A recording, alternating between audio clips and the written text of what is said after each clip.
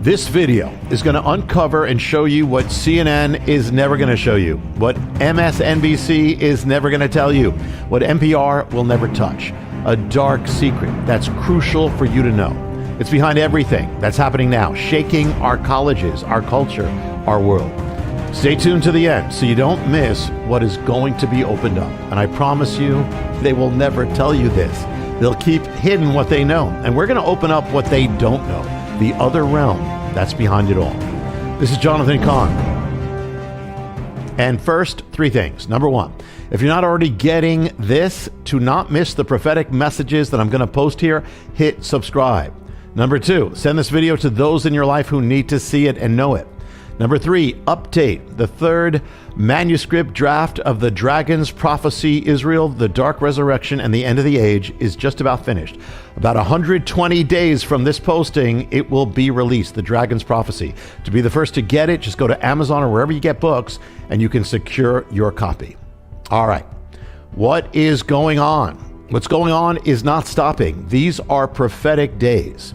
In just the past few weeks, we almost saw a major war begin, what could have been a world war. And for the first time, we saw Iran attack Israel directly with over 300 missiles and drones. And now, as we post this, something many never thought they would ever see. America has been exploding with hatred against Israel for the first time ever.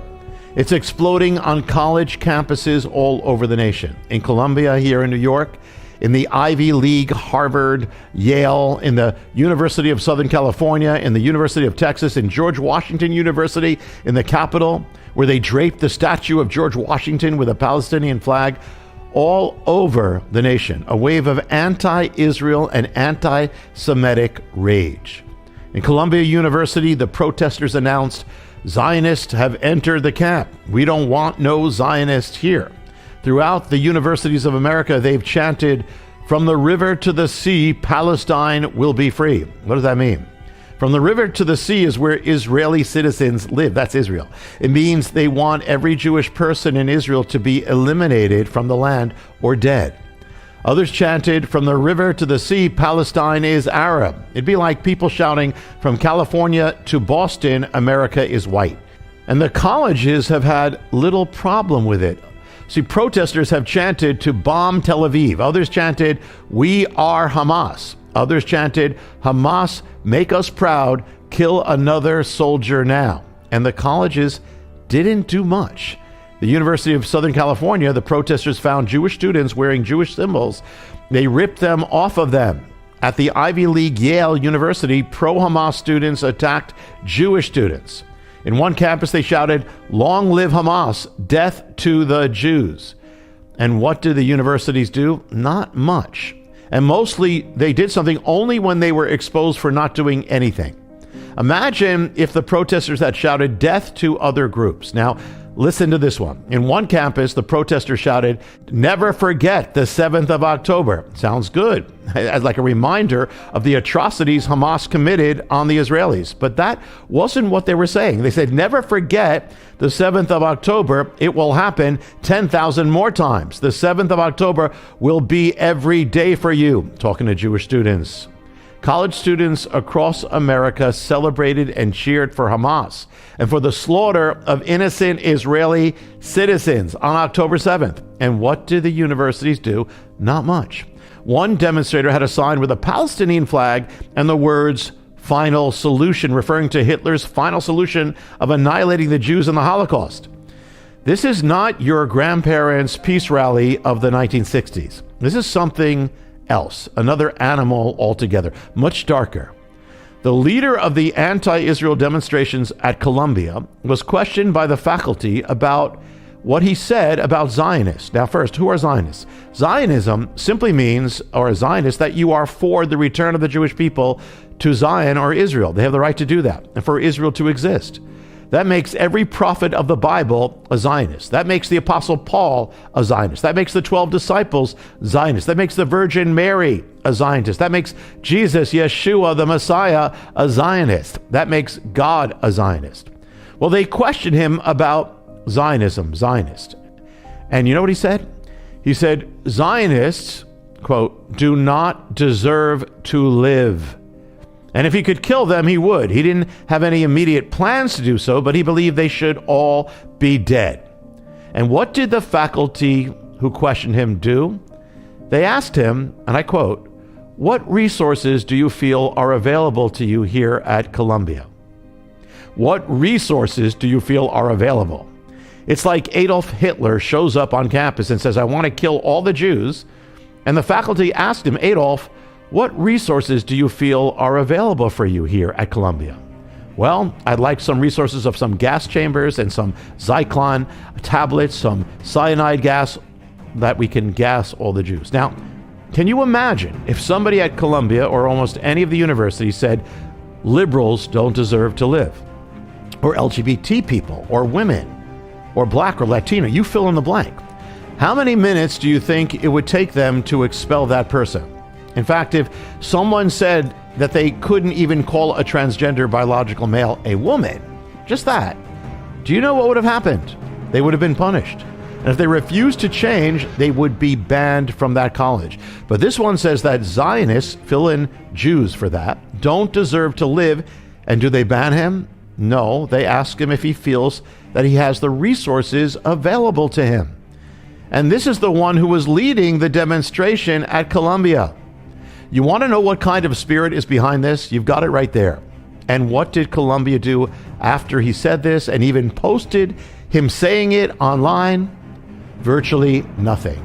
It was only after it became public and was exposed in the media, after the demonstrations, only then that Columbia suddenly decided that they couldn't have him on campus anymore, only because they were exposed. But you know what was exposed? This exposes the total bankruptcy of Wokism. Diversity, inclusion, tolerance, equity. Apparently not when you're a Jew, not when you're an Israeli. They'll talk about microaggressions. If you do anything, say anything that could offend somebody's sensibility in any way, if you use the wrong terminology, the wrong pronoun, if it offends Wokism, that's a big crime. But if you're a Jew or an Israeli, it's okay to call for your death or to allow calls for your death. We're good with that. In fact, we can celebrate murder. How bankrupt can you get when you can rejoice over the rape, torture, and mutilation of innocent Israeli fathers, mothers, and children? Do you know what all the woke and left-wing activists said in the wake of Hamas's slaughter of innocent Israeli families? Nothing. Do you know what all the woke left-wing radical feminist women's rights groups said about the brutal sexual abuse, rape, and murder of Israeli women? Nothing. Do you know what all the woke and left-wing children's rights organizations said about all the Israeli children who were tortured, murdered, beheaded, and burned? Nothing. And when they slaughtered all those families and all those young people at that concert, where were all the young people and faculty and professors of the young people at Harvard and Yale and Columbia and all the other institutions? Did they demonstrate about it? No. Did they show their support? No. Did they even mention it? No. Instead, they shouted their support for Hamas, the murderers who did it.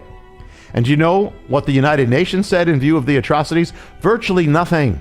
These groups could hardly find a word of criticism for Hamas until they were forced to. But they jumped at condemning Israel. This is not normal, and it's not natural. Something else is going on. The Bible says, woe to you who call evil good and good evil. And the truth is, it's not just that the colleges have allowed this and only don't allow it when they're exposed on the web or by Senate committees. The truth is, they're behind it because they set it in motion. Because this is the gospel of wokeness. This is what they're teaching the students. That Western civilization is evil, that Christianity is evil, that America is evil, that men are evil, that male and female as a reality is evil. And you're going to send your children to these organizations and pay them your fortunes to indoctrinate them into their own image and undo everything you've spent years teaching them to do, Christians, conservatives. If anything, this has exposed the utter bankruptcy of wokeism, the utter amorality of it. So much for safe spaces and so much for microaggressions for sensitivity, so much for inclusivity. Leave it to the issue of Israel and the Jew to expose the golden calf that's been erected for this generation. The idol has feet of clay. Wokism rails against what they call white colonialism or privilege, which is a rebranded form of Marxist ideology. There's not a lot of white colonialism these days, so what do they target? Of all nations, they target Israel. They call Israel a colonial power. It's amazing. If any people have been the victims of colonial powers or empires longer than any other people, it's the Jewish people. It's Israel. From the Egyptian Empire, the Assyrian Empire, the Babylonian Empire, the Persian Empire, the Greek Empire, the Roman Empire, the Byzantine Empire, the Islamic empires, the Spanish Empire, the Russian Empire, and on and on and on. The actual truth is, Israel was part of the end of colonialism, as in the British Empire when it withdrew from the Middle East. So here in the halls of wokedom, they deify victimhood. They say that they're for the victim. And whom do they choose to attack? The Jew, the greatest victim, the greatest oppressed, persecuted, slaughtered people in the history of this planet. They picked the one nation of all nations that came into existence for the purpose of protecting its people from annihilation that rose up out of the ashes of the Holocaust. Those are the geniuses of wokeness. Now, we need to pray for all people, love all people, and also at the same time oppose evil. One innocent life lost is a tragedy from any people, and we're not to rejoice over it. The tragedy is when all the Israeli villagers and young people and families were killed. The Gaza Strip and the West Bank was filled with celebrations over their murders. The tragedy is that the majority of people in Gaza approved of what Hamas did to the Israeli families. And after all this, they were still in favor of Hamas ruling. Hamas has destroyed Gaza as well as everything else. They've robbed it of its food supplies, of its humanitarian aid. It's a sickness, it's a darkness that is destroying the Palestinians. Hamas has been a key part of that. The Israelis don't want war, they hate it. They want peace, but they're the only nation in the world that's not allowed to protect itself against a terrorist organization that is bent on its destruction. Imagine if this happened to America. Well, it did. It was called 9/11. It led us to engage not in one war, but two wars. And in just one of them, the numbers of civilian deaths is estimated to be over 100,000 people. We fought in the Second World War. It's considered the most moral of wars against Hitler. In that war, how many civilians died? The number is estimated at 38 million. But compared to its population, what happened to Israel would be as if in America, terrorists living on our borders invaded America, went into thousands of American homes, tortured, raped, mutilated, burned, and slaughtered 44,000 Americans, fathers, mothers, children, and babies. What do you think we would do? Would we leave any chance for this to happen again? And Hamas uses the people of Gaza as their human shields. They use hospital schools to put children and the sick in front of them. And wars are messy, but this is the most challenging for Israel because it's happening with human shields. And yet, unlike almost every other nation or army in the world, Israel told the people of Gaza to move south out of harm's way before they began the operation against the terrorists of Hamas. Hamas, on the other hand, specifically targeted civilians. That was their purpose, to brutally murder the nearby Israeli villagers. It's as if there's a serial killer going around killing men, women, and children, and the police come after him to stop him. And in the shootout, there are other casualties. And the geniuses at our universities rail against the police and hail the serial murderer as their hero. They say, "I am the serial killer," as in, I am Hamas. Israel sought to get the civilians out of harm's way. Hamas specifically invaded the homes of civilians and tortured and mutilated them. And in the halls of academia, students and professors are glorifying Hamas, the serial murderers, and warring against the people of those victims. They rail against those who do not pronounce the pronoun they demand, as in aggressive act, they'll call it, but the murder of children they will champion. And these same people, like the leader of the Columbia demonstrations who said Zionists, people who believe that Jewish people have the right to return to their homeland, do not deserve to live. In the same video, he put up his pronouns. He said it's he, she, or they. At the same time, at one of the drag queen storybook hours, the drag queen led all the little children in chanting "Free Palestine." So this is an experiment to those people. Go to Gaza, go to Hamas, do your thing, and see if they will honor your pronouns. I don't think they will. But you know what they will do? They'll take you to a rooftop and push you off to your death. And that's what you're advocating for. You're advocating for those who would murder you. You know, there's a word that sums up many of these at these universities. It's the word sophomore. It speaks of a second-year college student. It comes from the Greek. Sophos means wise, and moros means fool. So it means a wise fool, somebody who thinks that they're wise but they're a fool. Well, there's actually a Bible verse that has both of those Greek words within it. It's Romans 1:22. It says this: professing themselves to be wise, they became fools. And the context is, this is what happens to those who turn away from the knowledge of God.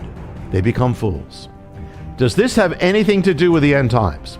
It totally does. First, the Bible says that in the end times, there'll be an Israel back in the world. So after 2,000 years of being gone, just as the Bible said, against all odds, Israel is back. Second, it says that the world in the end times will be focused on Israel against all odds. And so it has again. Third, the world will see Israel as the center of controversy. Well, it does. Fourth, Israel will be attacked. It is being attacked again and again and again. Physically attacked by Hamas, by Iran, just in the last few months in the Middle East. And you who attack it on your campus, guess what? You're part of biblical prophecy. Now listen to this from the book of Revelation. I saw 3 unclean spirits like frogs coming out of the mouths of the dragon, out of the mouth of the beast and the false prophet. They are spirits of demons performing signs which go out to the kings of the earth and of the whole world to gather them to the battle of that great day of God Almighty.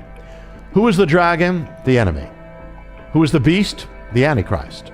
The spirits that come out of them go out to the leaders of the earth, the world, and they cause the world to come to Armageddon, to come against the tiny nation of Israel. The spirits are demonic. They don't make sense. They're not just. They're not fair. They're not rational. They hate and they want destruction. More than anything, they want to destroy the Jewish people. They want to destroy the nation of Israel. Why? Very simple. God said that the Jewish people, the children of Israel, are put on earth as witnesses that he exists, that his promises are true. And it is through them that came the word of God, the light of God, the Messiah, the gospel. And it will be through them again that the Messiah will come again. And that is why the colleges of America are raging against Israel and the Jews. That's why cities all over the world are raging against Israel and the Jews. It's not natural. It's not rational. It's spiritual. And only the Bible explains it. The Bible says that at the end of the age, all nations will come against Israel. Unfortunately, that word all includes America. Why is this happening? What's happening significant and prophetic? Because it's happening primarily in America, Israel's closest ally. If that happens here, what will be left for Israel? It's happening among the young. The young represent the future. Young Americans represent the future of America. Do you know that when they did polls of young Americans, they found out that virtually a majority of them, young Americans, were in favor of Hamas? Do you know that virtually a majority of young Americans believe that what Hamas did to the Israeli families and youth on October 7th was justified? This is your brave new world. This is the future we are nurturing. And college campuses, that's even more the future. These are the ones who will be running American society and government. There are historians who are saying that this is reminiscent of what happened in Germany. Do you know where much of Hitler's support came from? The young. The college campuses. They were filled with anti-Semitism. And now for the first time since Hitler, it's happening in the West on American campuses. And so when you read the prophecies of the Bible that speak of all nations coming against Israel, hating Israel, you've been warned. Armageddon is already there in the one who says Zionists or Israel or Jews have no right to live. That's how you get Armageddon. It's the foreshadow of the frogs of Revelation, and it's filling our world. And we would expect, as foretold in end-time prophecy, in the last days the world will hate Israel and will hate believers in Israel's Messiah, Yeshua, Jesus. We're here. Now I'm going to tell you a secret, more than one, that CNN will never tell you. In all these demonstrations, they venerate Hamas. That chant, "We are Hamas, I am Hamas." I'm going to tell you a secret behind it all that they will never say. You see, there's something more going on behind it all. Behind the issue of the Palestinian agenda, behind Gaza, behind Hamas. Mohammed Amin al-Husseini was born at the end of the 19th century in Ottoman-controlled Jerusalem. In the First World War, he fought in the Ottoman army. After the war, he returned to Jerusalem and focused on derailing all movements towards the birth of a Jewish nation in the land. His inflammatory speeches incited violent Arab riots, leaving several Jewish people dead. In 1921, he assumed the title of Grand Mufti of Jerusalem. In the years that followed, he would play a central part in instigating violent Arab uprisings against the Jews of the Middle East, of the land of Israel, resulting in their blood. Because of this, a warrant was issued for his arrest, but he escaped prosecution. He fled to Lebanon, then Iraq, and then he went to Nazi Germany. The Mufti was a fan of Adolf Hitler. Soon after Hitler rose to power in Germany, the Mufti expressed his support for the new government. He said that the Palestinian Muslims were enthusiastic supporters of the Nazi regime. He looked forward to the spread of fascism throughout the Middle East. And he was especially a fan of the Nazis' anti-Jewish campaigns. He appealed to Hitler to rid Palestine of Jewish settlements. In 1940, the Mufti drafted a document he hoped the Nazi government would approve, in which the Arab countries would be given the right to, quote, solve the Jewish issue in their lands as the Nazis had solved it in Germany. In November of 1941, the Mufti obtained a meeting with Adolf Hitler in the Reich Chancellery in Berlin. He told Hitler that the Arabs were his natural allies, as they had the same enemies, most specifically the Jews. He asked Hitler to commit to the elimination of a national Jewish homeland, what would become Israel. Hitler affirmed his commitment. He said yes to destroying the Jewish element residing in the Arab sphere at the right time. The Holocaust was to be taken to the land of Israel. In July 1942, the Mufti visited a Nazi concentration camp, and he was impressed by what he saw. Throughout the Holocaust, the Mufti actually worked to block the routes of Jewish people trying to escape the Holocaust. He was personally responsible for preventing the escape of 500 Jewish children, consigning them to their deaths in a Nazi concentration camp. He would be accused of condemning 400,000 Jewish people to extermination. During the war, the Mufti actually worked for the Third Reich, broadcasting Nazi propaganda throughout the Arab world. The Nazis, in turn, took up the task of distributing his writings, including a pamphlet he wrote for the SS, where he called for the total destruction of the Jewish people. He implored his Nazi employers to bomb Tel Aviv and Jerusalem in order to kill the Jews there. He worked with Heinrich Himmler, the overseer of the Holocaust, to organize Muslim SS killing squads.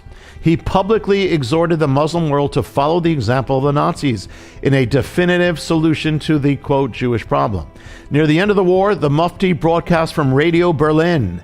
He said, Arabs, kill the Jews wherever you find them. After the war, the Mufti was identified as a war criminal. He again escaped. He fled to Egypt, where he was welcomed as a hero. During his time with the Nazis, his popularity among the Arabs only increased. He resumed his leadership in the Arab world, and he worked with the Muslim Brotherhood.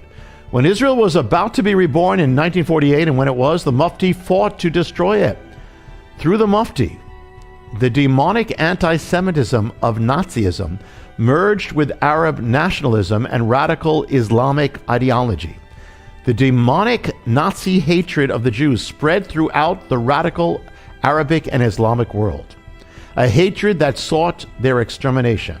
The Mufti was not just a major leader in the Arab world, he was the leader of the Palestinian world.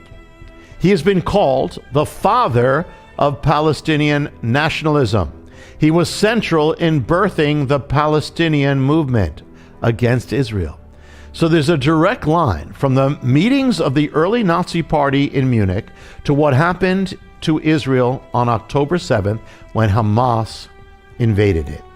And even though Hitler didn't survive the war, the Mufti continued his work in the Middle East. One prominent Muslim leader at the time said, Germany and Hitler are gone, but al-Husseini, the Mufti, will continue the struggle. Now think about that.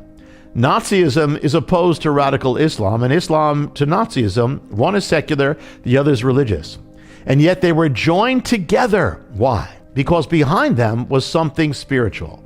They shared the same overriding goal, which was the destruction of the Jewish people. So listen, this is what the media will never tell you. The father of Palestinian nationalism, the Palestinian movement, was an agent of Nazism. He was an actual paid employee working for Adolf Hitler, his boss. See, there's something deeper behind the movement of Palestinian nationalism, something of the spiritual realm. Let's go further. 1946, the year after the Holocaust's end, when the Mufti flees to Egypt, he meets an Arab teenager attending a secondary school in Cairo. He takes that teenager under his wing and recruits him to his cause. The youth becomes his disciple. His name? Yasser Arafat. Yasser Arafat, the most famous leader of the Palestinian agenda. The Mufti indoctrinated him and his associates into his hatred of the Jewish people and his ideology of exterminating them. Arafat was discipled and indoctrinated by a man who worked for Adolf Hitler and worked with Adolf Hitler. And the torch of the Mufti would pass to Arafat. Arafat would become the leader of Palestinian nationalism. It is no accident that he was also the leader of Palestinian terrorism. It was all the same goal. In order to train Arafat to wage war against the Jews of Israel, the Mufti secretly brought in a former Nazi commando to Egypt. The Nazi commando taught Arafat and his comrades how to launch attacks against Jewish people in Israel, how to wage guerrilla warfare, how to shed Jewish blood. The Nazis were good at that. Arafat himself would then recruit Nazi instructors into the Palestinian agenda, including those who worked in the Nazi death machine. This is the cause that is being hailed and celebrated throughout the campuses of America. Now we move to one other person. The media will never tell you about this one. His name was Hassan al-Banna. Banna was born in 1906 in a rural Nile Delta town near Cairo. When he reached adulthood, he became an elementary school teacher. Disturbed over the abandonment of Islamic beliefs in Egyptian culture, he preached a return to the Quran. In March 1928, he founded an organization dedicated to Islam and jihad, the struggle or fight against the enemies of the faith. The organization would be called the Muslim Brotherhood. 10 years later, the Brotherhood had branches in every province of Egypt. 10 years after that, it had 500,000 active members and many more sympathizers. The Brotherhood was born just as Nazism was coming to power in Germany, or rising to power. Like the Mufti, al-Banna was an enthusiastic fan of Adolf Hitler.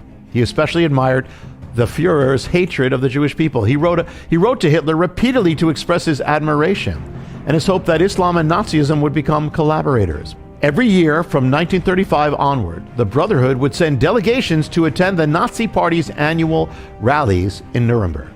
The Brotherhood would translate Hitler's autobiography and rantings against the Jewish people into Arabic. It was called Mein Kampf. They translated it as Jihadi, or My Jihad. So the darkness goes from Mein Kampf to My Jihad, and it became one of the best-selling books in the Arab world, the autobiography of Hitler. The Brotherhood took the fighting against the Jewish people into the Middle East. 1938, it led demonstrations against the Jews of Egypt. The next year, it bombed a synagogue in Cairo, ransacked Jewish homes in the city. They were doing what the Nazis were doing in Germany. They ransacked Jewish homes, burned synagogues to the ground at Kristallnacht. The collaboration between the Nazis and the Muslim Brotherhood went even deeper. Beginning in the 1930s, Hitler actually financed the Muslim Brotherhood. Brotherhood members in turn functioned as Middle Eastern agents, Nazi agents and spies for Germany. Its members fought for Hitler as members of Nazi troops, including the two specially formed SS divisions. The Nazis also helped the Muslim Brotherhood in its organizing, its propaganda, and its waging of war. Now, al-Banna was not only an admirer of Hitler, he was an admirer of the Mufti. The two became partners in their war against the Jews. Through the Muslim Brotherhood and the Mufti, Nazi anti-Semitism spread through the Arab world, became a central pillar of radical Islamic thought and ideology.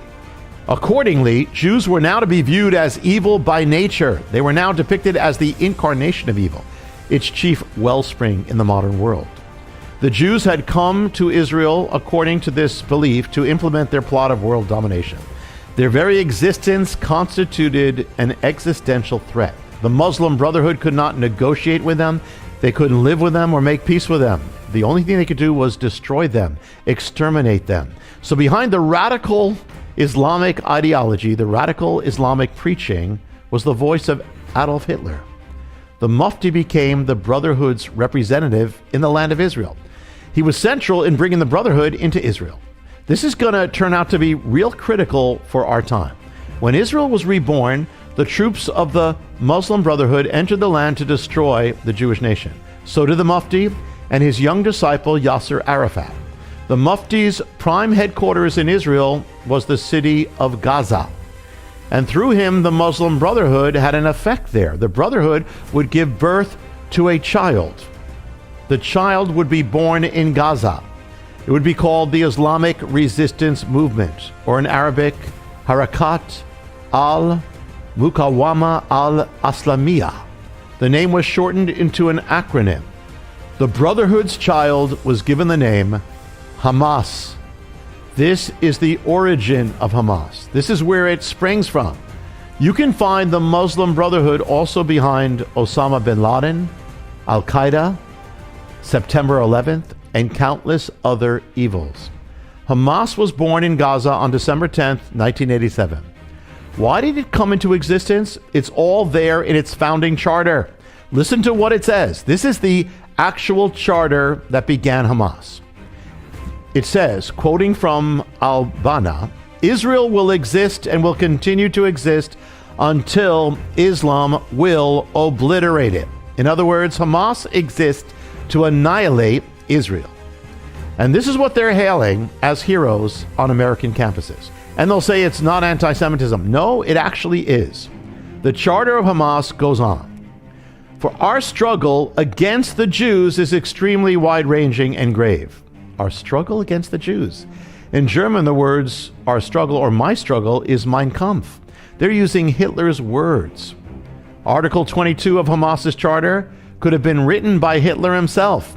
It says the Jews took control of the world media, news agencies, the press, publishing houses, broadcasting stations, others with their money. They stirred revolutions in various parts of the world. They were behind the French Revolution, the Communist Revolution, most revolutions with their money. They formed secret societies such as Freemasons, Rotary Clubs, the Lions, for the purpose of sabotaging societies and achieving Zionist interests.